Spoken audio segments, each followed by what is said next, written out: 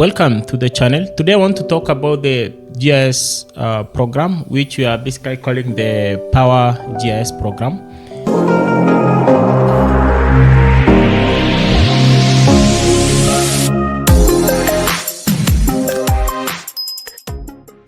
I think most of you have been able to access the material in the last months.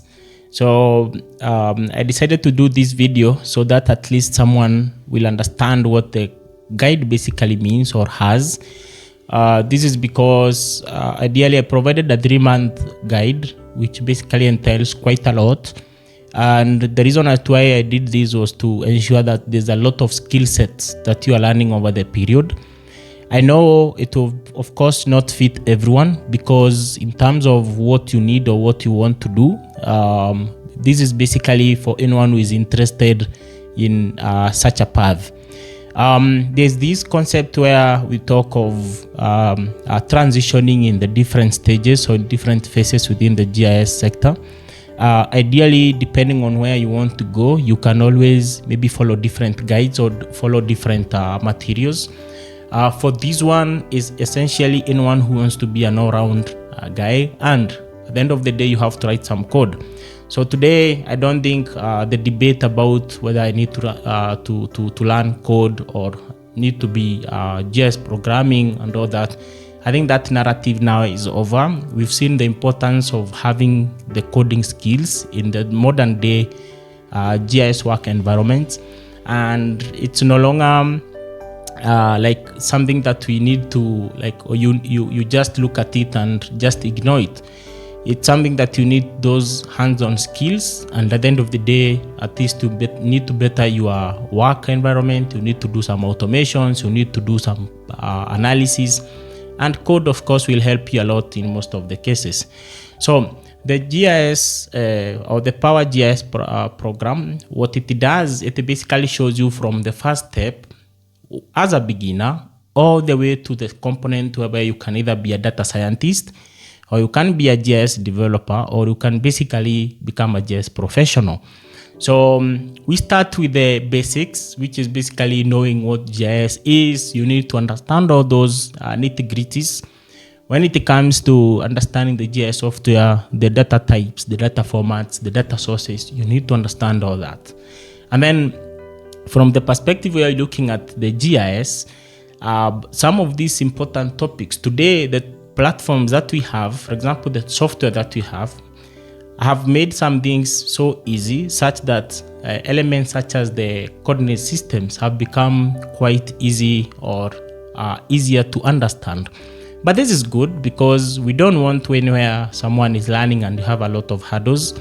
Having an edge or information or tools that actually help you do better is much good than having to gamble, or it's just more like shooting in the dark.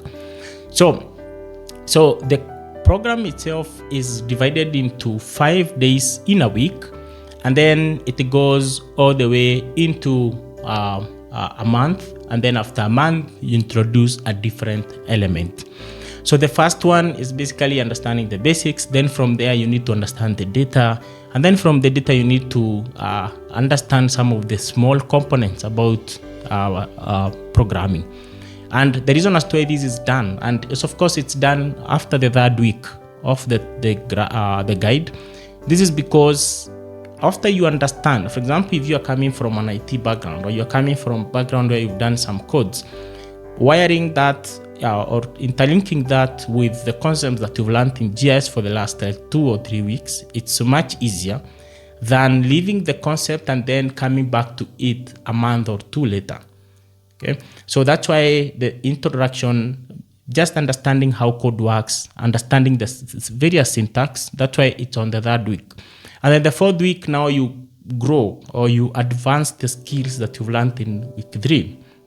And then at the end of the day, you need to understand, for example, if you're talking of data formats in a GIS environment, what are we talking about? What are the different data types? So from there, you are able to understand what they really mean or what they need to do.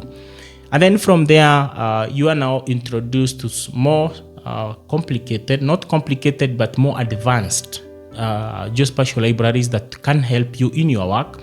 This is where you need to learn how to automate your processes or to automate your analysis, where you can write some functions, you can write models, you can write functions that can basically save you a lot of time.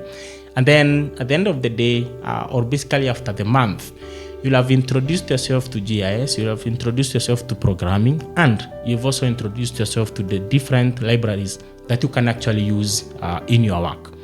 So having that program, the other next month is where you focus on the advanced analysis. So this is where you're looking at analysis that lead to visualization. So visualization can either be charts, it can be maps, it can be tables, it can be infographics, depending on what you want to do. But month 2 basically introduces you or makes you dive deeper into the concepts of GIS and more so focusing on analysis. So remember, here we are not looking at building the solutions, we are looking at analyzing the data that we have. So from the data, that month, it gives you a perspective. If I need to do a specific analysis, which tool do I use? If I need to show a chart that has maybe shows the variation of maybe population over time, what tool or library do I need to use? So that gives you that opening, and you're able to actually practice and look at the different elements of data analysis. And then, of course, after that, you need to understand what we call the visualization techniques. For example, if you are looking at population, if you have a chart or a map that is showing population, if you are looking at a chart, maybe you have a color breadth map. Population with a color breadth map, that one can really handle well. But if you're trying to show variance of temperature, for example, over time, you probably need to choose a different technique or a different format of visualization. So this is where you understand what do you need to do or which technique do you need to use for a specific use case.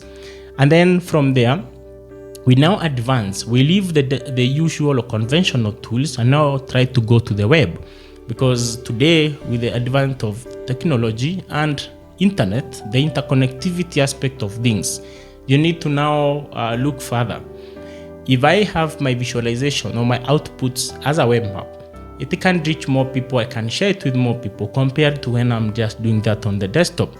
I know today things have changed. Desktop GIS, as much as people want to say that it's disappearing, nothing like that. It's actually becoming more powerful. I think we have some years to go before we can say desktop GIS is maybe dead or is going like being replicated. But in my perspective, I don't think it will. So once we do the web, or we initiate you to the web, we now get to understand what are the different libraries, because the libraries that you're using on the desktop, they are much different from what you're using on the web. So you get to learn those libraries, Leaflet.js, open layers, looking at Mapbox, the different controls, understanding which feature needs which tool for which visualization.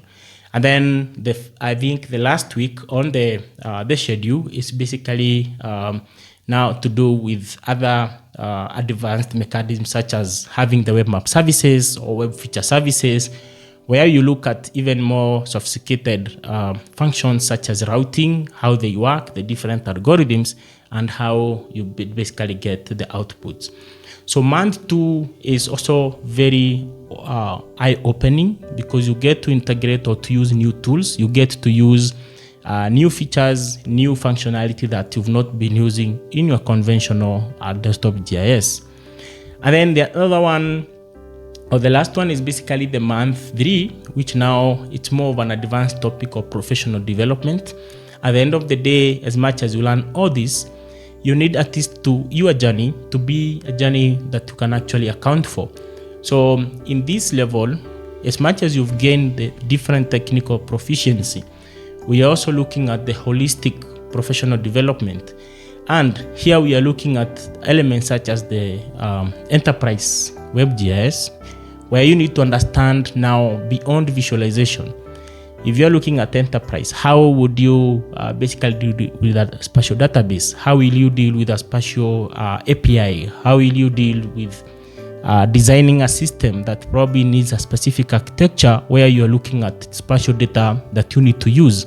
So all these concepts, you bring them together in month 3 and you're able to understand the different platforms.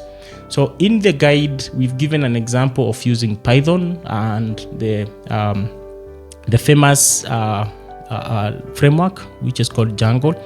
And in this framework, you get to learn so many extensions or tools that exist that will help you with your GIS data. And that is from storage, from retrieval, from visualization, and from sharing the data that you're using. So all those concepts that you learned in month 3, I think the third week, the fourth week and the fifth week, you bring them together. You look at how you can actually have a system where users can interact. They can input data, you can store the data, you can retrieve the data, you can showcase the data on a specific UI.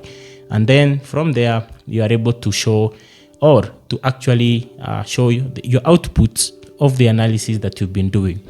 And then the last topics are basically how you do the deployments and the deployment of your applications. At the end of the day, your applications will not run on your computer. You need to have them somewhere on a server or somewhere remote, or somewhere you can share them with your users or your clientele. And that's why we are talking of it being a professional proficiency or being a technical proficiency month, because here you learn more things beyond the conventional GIS that we know of. So here you'll do a lot of DevOps. You'll do not basically DevOps, but you need to understand what goes on. How would you deploy an application? How would you share that and all that?